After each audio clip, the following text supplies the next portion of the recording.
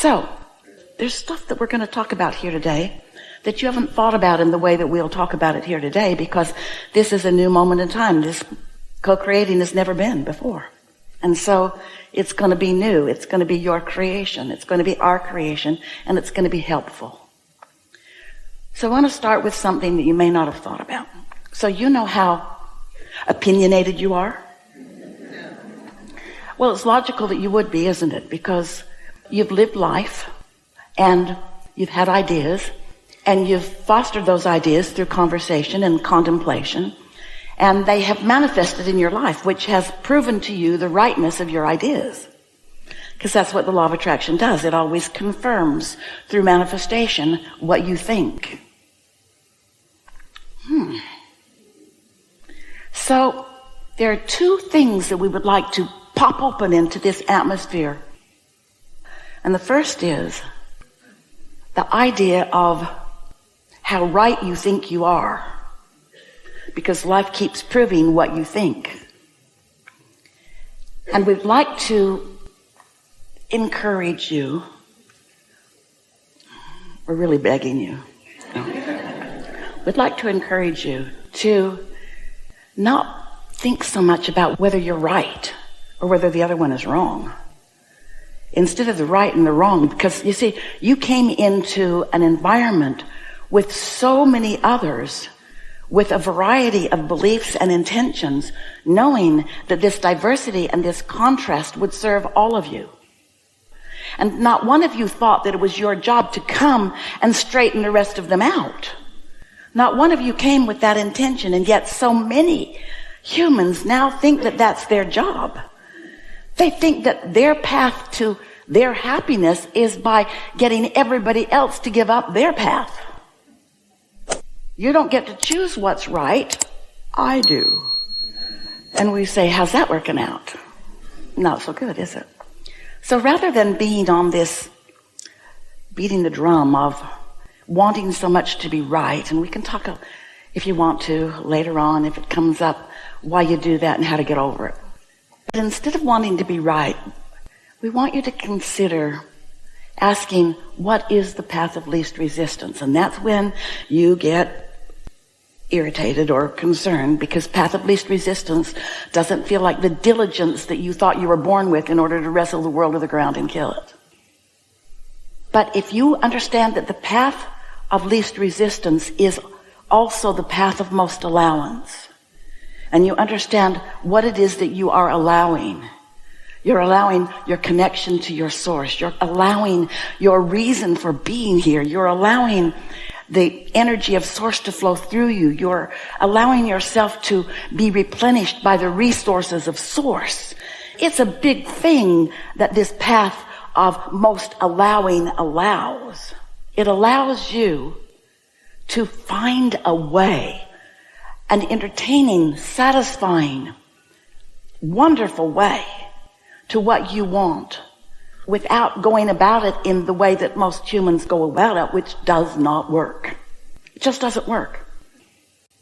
So the other day, Esther, not meaning to do it, which means oblivious to what she had going on vibrationally, noticed that Esther, was feeling really strong irritation at someone that she was talking with, who was really defensive with her. And Esther didn't say, I don't know why you're so defensive all the time. Why are you so defensive? I didn't. And then she thought, or did I? I didn't say it with my words. I'm very careful about that. But then she acknowledged, yep, she was offering thoughts that a sensitive person, every person on the planet, was picking up on and defending against. That's where your opinions really get in your way.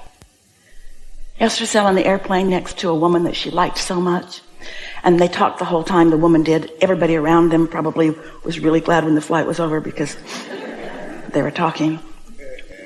And the woman was talking about someone that she went to visit in San Antonio, And the more she talked, the more Esther understood why the person that she was talking about really doesn't like it when her parents come to visit. Because this really, truly lovely woman had so many strong opinions about the failure of her daughter's life. And Esther thought, give me your number, I'll have lunch with her. And then Esther thought, or maybe I should mind my own business. And then Esther thought, I do have a strong opinion. And then Esther thought, I want everybody to live happily ever after. In other words, what do you do when you're witnessing people do the very thing that you know is not going to work for them? What do you do? If you've got an opinion about them, hey, you're failing, but here's a process. Good luck with that, right? So what do you do? What do you do when the opinion that you've gathered up feels bad to you? Well, the first thing you do is understand that the reason it feels bad is because your inner being, who's right here, right now, right with you, focused on the same exact thing, is not having the same opinion. Your inner being expects success, is not witnessing lack of it. And we know, friends, you can listen to us long enough and read enough of our books and attend enough of these workshops and blah, blah, blah, blah, blah, until it feels like this is complicated, because we overcomplicate it because we talk so much about so much. But really, it's not complicated. When you don't feel good, you're not doing yourself or whoever it is that you're involved with any favor. Jerry used to say, Esther heard him say it every day, and always as he was coming into an environment like this, I want to uplift anyone I interact with. I don't want anyone to ever be diminished as a result of their interacting with me. And do you know, through all those many, many, many years of Esther feeling that lovely intention that Jerry held, she didn't realize that he even meant, I'm not going to think thoughts that they might trip over either. Whoa, that's why I liked living so much with you, she is thinking. You weren't even thinking negative things about me, let alone saying them. He practiced his positive aspects about her, which made a really lovely environment to live in. So we don't want you to take responsibility for how anybody else feels, but we do want you to be responsible for how you feel. And understand that when you don't feel good, you're offering a vibration that your inner being isn't offering. And you certainly have the freedom and the free will to do that. Absolutely. That's how you figure out what you want and who you are. That's how you know what you don't want and launch the rocket of what you do want. And that's how your vibrational reality, we call that your vortex, becomes what it is. That's how you become. In other words, contrast is important. We're just wanting to emphasize with you how important it is, how delicious it is, how good feeling it is, how satisfying it is, how productive for you it is, how much success you will find when you give up needing to be right because you're right away in conflict with somebody, and so you've got this vibrational war going on between you that doesn't feel good. You're not letting yourself flow. And to go with the path of least resistance, which means they get to choose what they're doing. They get to choose what they're doing.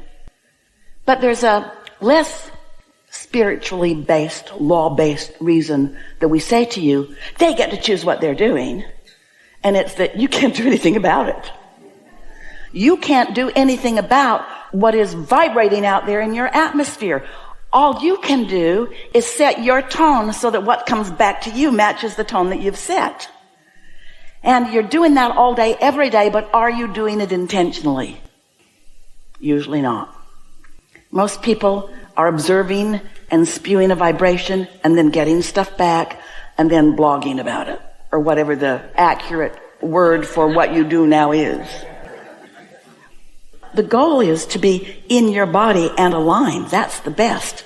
But can you do it 100% of the time? You could, but you'd be so bored. Because the contrast stimulates you to the more. And so what you want to do is get into this accepting attitude that contrast is not a bad thing. It's a good thing. It's a chosen thing. It's a wanted thing. It's a necessary thing. It's a helpful thing. That the contrast is what causes the expansion. We've been talking about this sort of sliding scale of alignment and not, alignment and not. And so there are factors involved, like how strong is the desire? That's a factor. If you really, really, really want something, it almost doesn't matter what you believe. If the desire is strong enough, it's going to take a little time, but it's going to happen. If your resistance is really, really, really, really, really, really, really strong, and you don't have any desire, then that resistance is going to be the way that it comes.